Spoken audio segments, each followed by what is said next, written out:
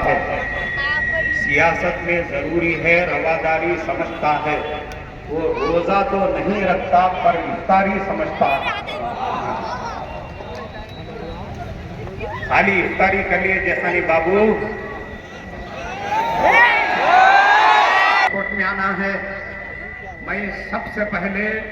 ہمارے C M نے جو سپورٹ دی ہے اس قانون کے سلسلے میں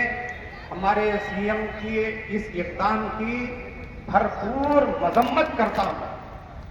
ہمارے سی ایم نے جو سپورٹ کی ہے اس کالے قانون پر میں بھرپور اس کی مذمت کرتا ہوں اس کی برائی بیان کرتے ہوئے میں آگے بڑھتے ہوئے یہ کہنا چاہتا ہوں دیکھو بہت ساری چیزیں ہیں جن کو اسٹیٹ اختیار رکھتی ہے ان چیزوں کے بارے میں اسٹیٹ اختیار رکھتی ہے سینٹرل کو ان کا اختیار نہیں ہے جیسے ریونیو کا معاملہ ہے زمینوں کا معاملہ ہے جائیداد کا معاملہ ہے ان سب کو صوبے کے لیے اسٹیٹ کے لیے خاص اختیار ہے اس کا مطلب یہ ہے کہ جو مسجدوں کا معاملہ ہے درگاہوں کا معاملہ ہے مدرسوں کا معاملہ ہے ان سب کا معاملہ ایسا ہے کہ اسٹیٹ کو خاص اختیار ہے اسٹیٹ چاہے تو اس قانون کو رد کر سکتا ہے مگر اس کے بجائے انہوں نے جو سپورٹ کی ہے وہ ہمارے لیے انتہائی افسوسناک بات ہے اس لیے ہمارے بابو کو سمجھ لینا چاہیے کہ یہ تمہاری آخری پیریڈ ہے تم ہمارے مسلمانوں کو جو اتنا دکھ پہنچایا ان کے درمیان ٹوپی پہن کر ان کو ٹوپی ڈالنے کی کوشش کی ہے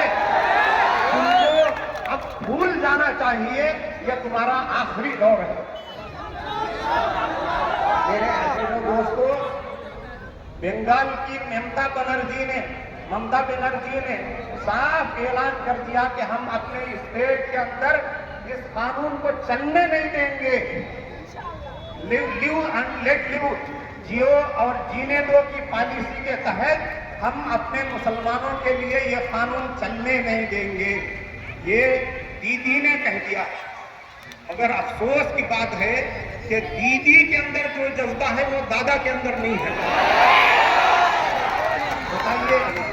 میرے عزیزوں مسلمانوں میرے عزیزوں آپ کو سمجھنے کی ضرورت ہے کہ اس پروٹیسٹ کو جاری رکھنے کے لیے جس طریقے سے تلنگانہ وقف بورڈ نے تجویز پاس کر کے سینٹرل کو بھیج دیا ہے کہ ہم تلنگانہ کے اندر یہ قانون چلنے نہیں دیں گے